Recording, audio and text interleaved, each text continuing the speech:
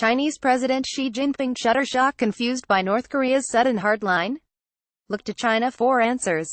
Last week Pyongyang reverted to taunts, calling Mike Pompeo's trip there regrettable, saying America has a gangster-like mindset, and denying the Secretary of State a meeting with dear leader, who apparently was obliged to inspect a potato farm instead. Why? As Sen. Lindsey Graham told Fox News Sunday, I see China's hands all over this, adding, there's no doubt in my mind that it's the Chinese pulling the North Koreans back.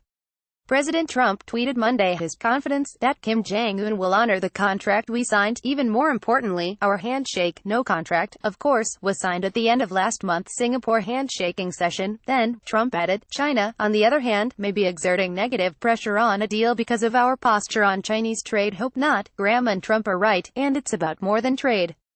Over the weekend, 2 U.S. Navy destroyers sailed the Taiwan Straits. A Navy official called the exercise routine, but a Beijing mouthpiece, the Global Times, opined it was a psychological game. America, according to the paper, is sending political signals. Psychological games? Signals. That's President Xi Jinping's bailiwick, and he's unhappy with America these days. He's used to world leaders asking, how high, when he asks them to jump. Trump doesn't.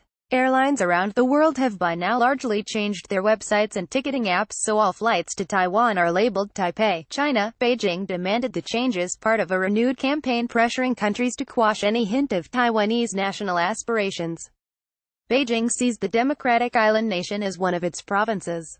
Anyone trying to treat Taiwan differently is threatened with cutting off access to China's lucrative markets. However, U.S. airlines, under pressure from Washington and almost alone in the world, still list Taiwan as a destination. So Xi can't be happy. Meanwhile, Trump has also been threatening to, as he sees it, level the trade playing field. Washington imposed a 25% tax on $34 billion worth of Chinese imports on Friday. To illustrate his point, he went after the World Trade Organization's definition of China as a developing nation. Does anybody think this is fair? He tweeted. It isn't. In fact, China is acting globally more like a nasty feudal lord than an ambitious serf striving for equality.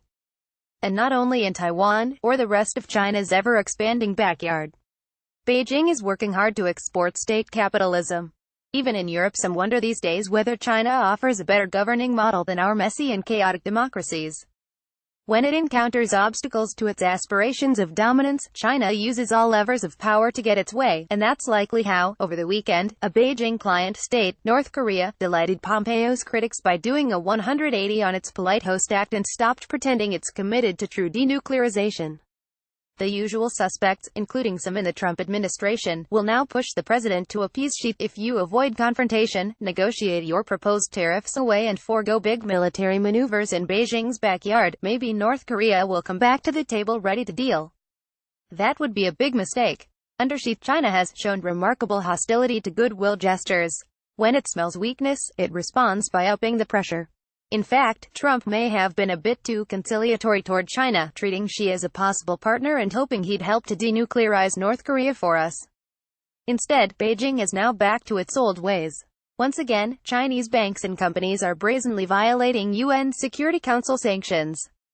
China had supported imposing those sanctions when Washington threatened to blacklist Chinese companies dealing with Pyongyang.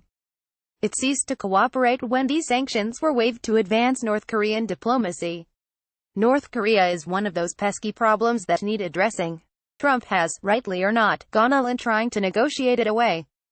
But North Korea is merely a tail, while China is the menacing wolf wagging it. And he's at the door.